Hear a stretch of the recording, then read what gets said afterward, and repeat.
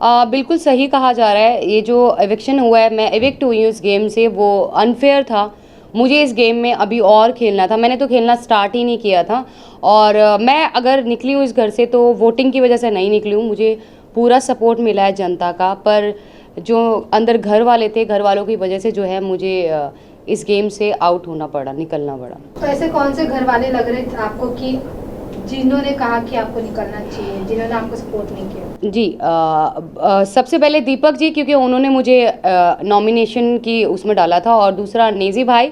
और नेजी भाई का मुझे बुरा नहीं लगा, क्योंकि उन्होंने कल के एपिसोड में बोला है कि मैं बहुत मतलब मुझे बहुत बुरा लग रहा है कि पायल मेरी वजह से गई है, और शायद मेरा वो डिसीज़न गलत था। तो जो एक थोड़ा सा दुख था मुझे भाई को लेके कि उन्होंने ऐसा बोला, वो अब क्लियर हो गया है कि उनको ये एहसास हो गया कि उनकी वजह से आज मैं उस गेम में नहीं हूँ। पर दीपक जी के लिए मुझे बिल्कुल भी सरप्राइज़ नहीं हुआ, क्योंकि वो ऑलरेडी अपने दिमाग में ये चीज़ बिठा के बैठे थे कि ये 3 लोग एक ही घर से आए हैं और इनके 3 वोट एक साथ हैं, ये मिलके खेलेंगे। उन्होंने हमें इंडिविजुअल देखा ही नहीं, और वो चाहते ही नहीं कि हम इंडिविजुअल इस गेम में रह के खेल सकें। वेल, आपने दीपक जी की बात करी, मैं बात करूँ नीरज जी की। उन्हें ऐसा लगता है कि दीपक एज अ विनर निकल सके। वो बहुत अच्छे प्लेयर है, जस्ट बिकॉज वो अभी व्हील चेयर पर है या उनका फ्रैक्चर है, इसी वजह से वो अपनी गेम को ज़्यादा एक्सप्लोर नहीं कर पा रहे। क्या कहना है आपको इस बारे में? मेरा कहना ये है, दीपक जी बहुत ज़्यादा एक्सपीरियंस्ड है, उनको चीज़ें बहुत ज़्यादा पता है हम लोगों से ज़्यादा, ठीक है। पर जो उनकी मेडिकल कंडीशन है उसकी वजह से वो उस गेम में अपना जो उनको देना चाहिए वो नहीं दे पा रहे हैं। वो मेडिकल कंडीशन की वजह से बेड पे रहते हैं, उनको बेड से उठा के मेडिकल रूम तक ले जाने के लिए भी 2 लोगों की ज़रूरत पड़ती है। तो मुझे ऐसा लग रहा है कि उनको इस वक्त ना बुला के शायद नेक्स्ट सीज़न में अगर बुलाते तो वो शायद बहुत ज़्यादा अच्छे से खेलते और शायद विनर भी हो सकते थे। पर इसके साथ साथ ये भी जानना चाहेंगे, शिवानी का और अरमान जी का जो फाइट हुआ था उस दिन मॉर्निंग में, अगले दिन मॉर्निंग में सना मकबूल, पलोमी और शिवानी बैठी थी और अरमान सामने की तरफ बैठे थे आप लोगों के बीच में। तब शिवानी को उन्होंने ये कहा था कि ये इंसान पर भरोसा नहीं करना, और वहीं हम दूसरी तरफ सोशल मीडिया पर देख रहे हैं कि शिवानी ऑलरेडी एक ब्लॉग बना चुकी है अरमान जी के साथ। मतलब वो उनको पहचानती है 2 साल पहले की। वो 2 साल पहले एक्चुअली क्या था कि मेरी एक हम लोगों की ग्रैंड मैरिज हो रही थी, मेरी और अम्मान की। मेरा सपना था जो वो पूरा कर रहे थे। तो उस ग्रैंड मैरिज में शिवानी ऑल्सो इनवाइटेड, वो इनवाइटेड थी। उस टाइम तकरीबन उसके 1.5 मिलियन या 2 मिलियन सब्सक्राइबर थे यूट्यूब पे। तो वो हमारी शादी में आई थी इंजॉय करने, तो वो 2-2.5 साल से हमें ऑलरेडी जानती थी जी।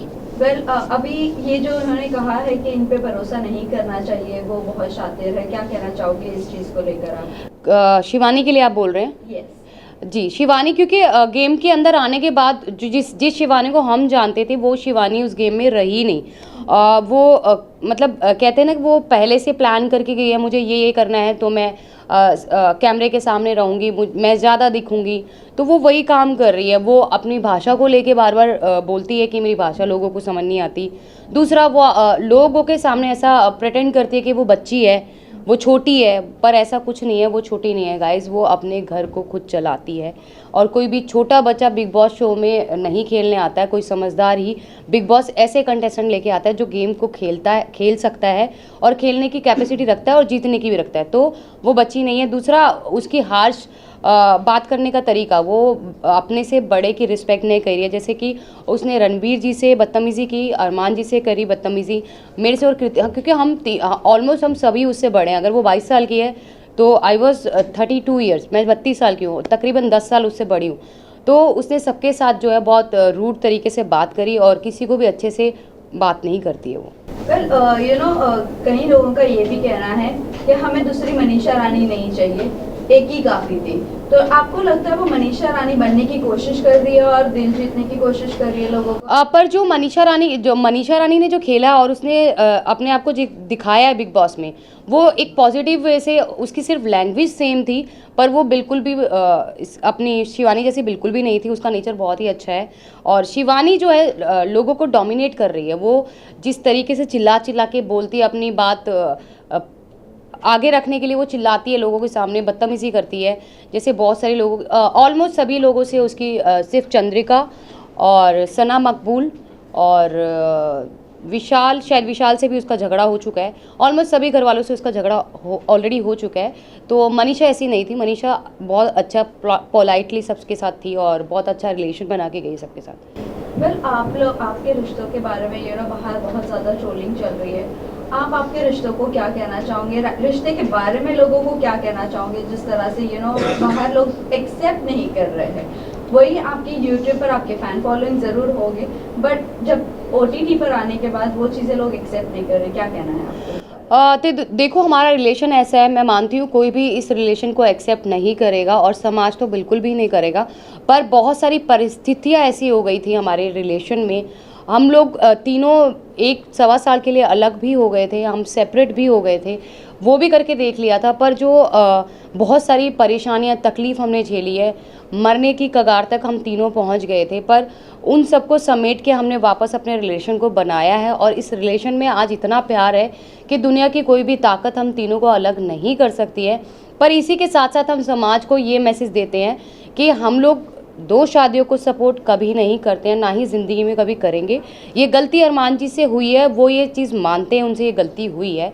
और बहुत सारे लोग बोलते हैं कि हम पॉलीगमी को सपोर्ट करें 2 शादियों को। नहीं जी नहीं, हम बिल्कुल भी नहीं कर रहे हैं। हम अपने हर व्लॉग, हर न्यूज़ चैनल पे जब हम अपना इंटरव्यू देते हैं तो हर जगह बोलते हैं कि प्लीज़ हमसे ये गलती हो गई है, आप लोग ना करें, क्योंकि हमारे जैसा अंडरस्टैंडिंग, हमारे जैसा प्यार एक औरत और दूसरी औरत के बीच में नहीं हो सकता है। पायल, अभी जिस तरह से आपने कहा कि बहुत ज़्यादा चीज़ें हुई आपकी लाइफ में, बहुत स्ट्रगल्स भी हुए हैं।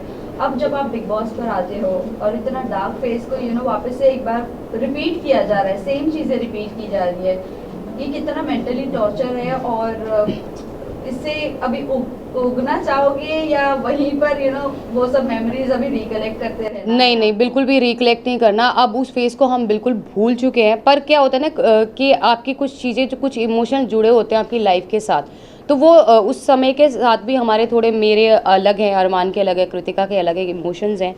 वो जब कोई बिल्कुल अंदर घुसता है ना तो एक डार्क फेस याद आता है और वो थोड़ा इमोशनल हो जाता है। तो लेकिन अब उस लाइफ को हम बिल्कुल भी याद नहीं करना चाहते और बिल्कुल भी नहीं उसके बारे में बात करना चाहते। इवन पायल, अभी आप घर से बाहर हो चुकी है, आप अपने बच्चों के साथ है, लेकिन आप अरमान को कितना मिस करेंगे, क्योंकि अभी वो तो घर के अंदर ही है? अरमान जी घर के अंदर है, मैं उनको मिस नहीं करूँगी, क्योंकि मैं उन्हें रोज़ 24 आवर्स लाइव देखूँगी और उनके हर एक जितने भी एपिसोड्स आएंगे वो देखूँगी। उनको मिस नहीं करूँगी क्योंकि ऑलरेडी उनके पास कृतिका है उनके सपोर्ट के लिए, पर बाहर से फुल सपोर्ट दूंगी। जितने भी लोग मुझे यहाँ पे देख पा रहे हैं, आप लोगों ने मुझे बहुत प्यार दिया, मुझे बहुत सपोर्ट दिया। मुझे पता है मैं जो है, नॉमिनेशन मेरी अगर हुई है तो वोटिंग की वजह से नहीं हुई, मुझे फुल सपोर्ट मिला है घर वालों की वजह से मैं बाहर आई हूँ। मैं यही कहना चाहती हूँ जाते जाते कि आप लोग जी भर के, दिल खोल के अरमान और कृतिका दोनों को वोट कीजिए और उनकी आगे की पर्सनैलिटी आपको जो है गेम में देखने के लिए मिलेगी कि वो जेन्युइन है कि नहीं है। वन लास्ट जाते जाते लास्ट क्वेश्चन, जिस तरह अभी आपने मेंशन किया था, एक प्यार को पाने के लिए आपने अपनी फैमिली को खो दिया था, अब आपकी फैमिली का क्या फीडबैक है जब बिग बॉस से बाहर आ गई है? मेरी फैमिली का कोई फीडबैक नहीं है और मुझे नहीं लगता कि उनको मेरे फेम से, मेरे पैसे से कोई लेना देना है, क्योंकि ऑलरेडी फेम मेरे पास है। लोग मुझे जानते हैं, मेरे यूट्यूब से, मेरे इंस्टा से लोग मुझे जानते हैं। अगर ऐसा कुछ होता तो वो 13 साल में वेट नहीं करते मेरे पास आने के लिए। तो बिग बॉस OTT से उन लोगों को कोई फ़र्क नहीं पड़ने वाला। Thank you so much. Thank you. इधर ma'am. Payal now this side. क्यों क्या सामने थोड़ा इधर हल्का और थोड़ा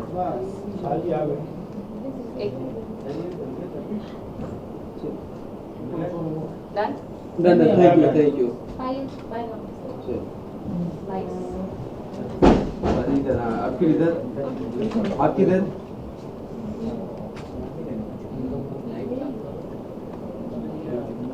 thank you wait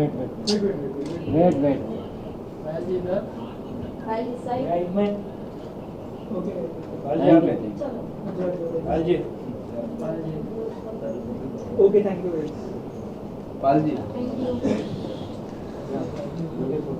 thank you okay, thank you everyone.